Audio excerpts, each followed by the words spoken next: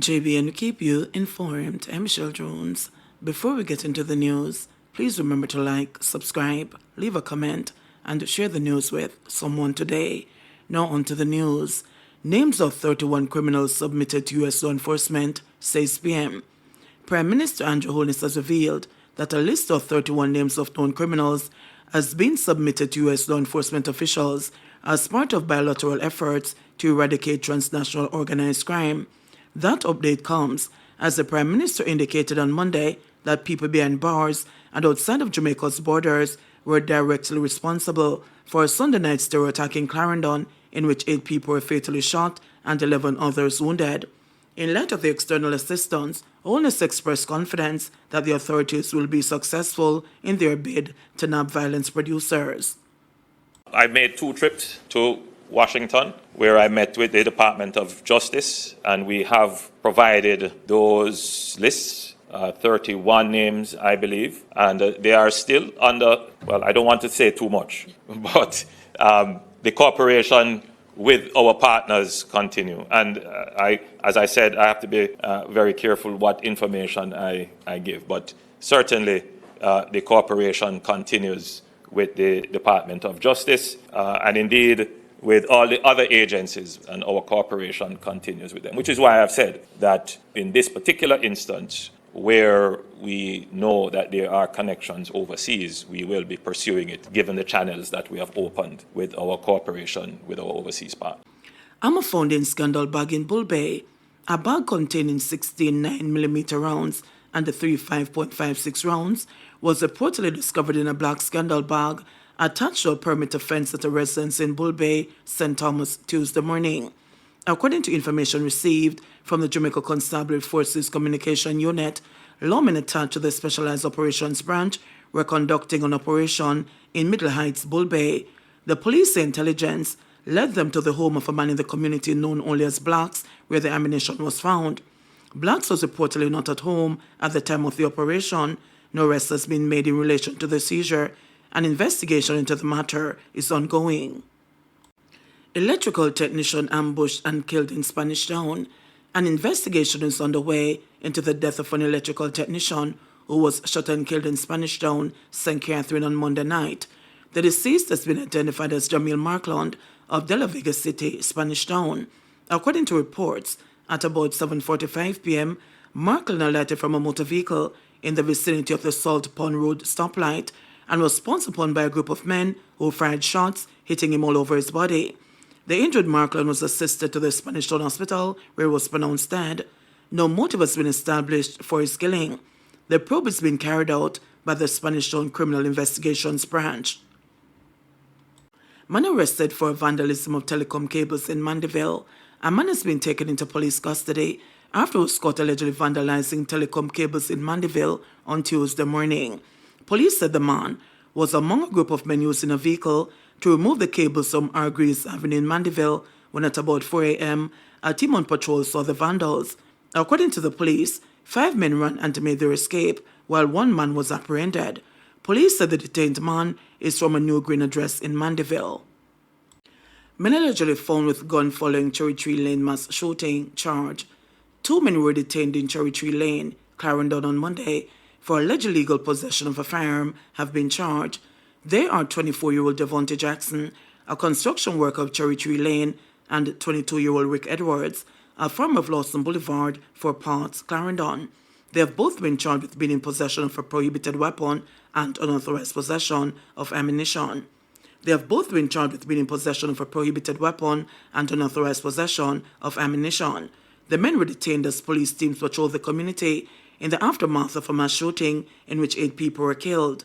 The Maypen police say about 10:30 a.m. a team of police observed 2 motorcycles entering the community. They were stopped and one of the persons ran. A chase ensued and the lawmen caught Jackson. The police say a black and grey crossbody bag was retrieved from Jackson and a black Taurus 9mm pistol and a magazine with 12 rounds were found in it. Jackson reportedly told the police that the bag was given to him by Edwards, who denied the claim. Both were subsequently arrested and charged. A court date is being arranged for both men. Cops under investigation for allegedly beating a woman with stool and choking her over price of drink. 2 policemen are under investigation for allegedly beating a woman with a stool and choking her during an altercation at a bar in Hanover on Saturday, reportedly over the price of a beverage. The woman claimed, too, that when she went to the Sandy Bay police station to file a complaint, she was beaten a second time by one of the cops and chased from the compound. She filed a report of unlawful wounding on Monday at the Lucy police station. A report has also been made to the Independent Commission of Investigations INDECOM. The police oversight body confirmed, "We will be investigating," a spokesperson disclosed. Donovan Collins, the attorney hired by the woman, has also written to the Commission of Police complaining about the cops' alleged conduct. According to Collins, his client had received medical treatment for a gash to the head and bruises all over her body.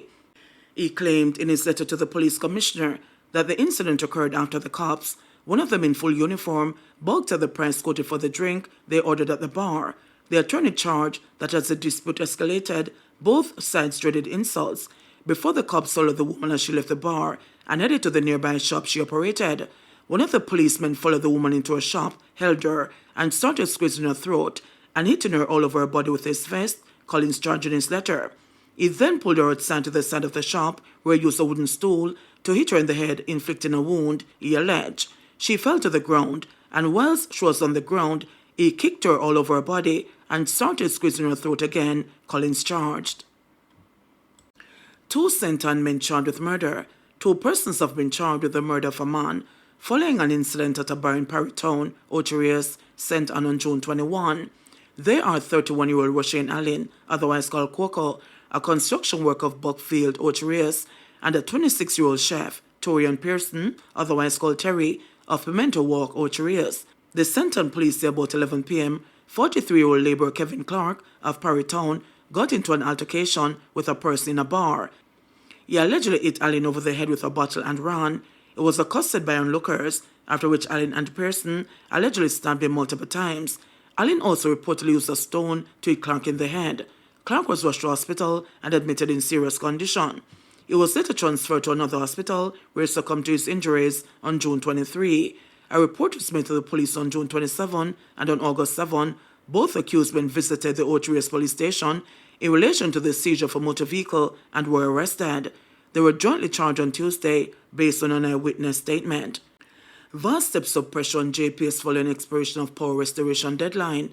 The Minister of Energy, Darrell Vaz, is demanding that the Jamaica Public Service Company, JPSCO, provide a comprehensive report outlining areas still without electricity and the timelines for restoration.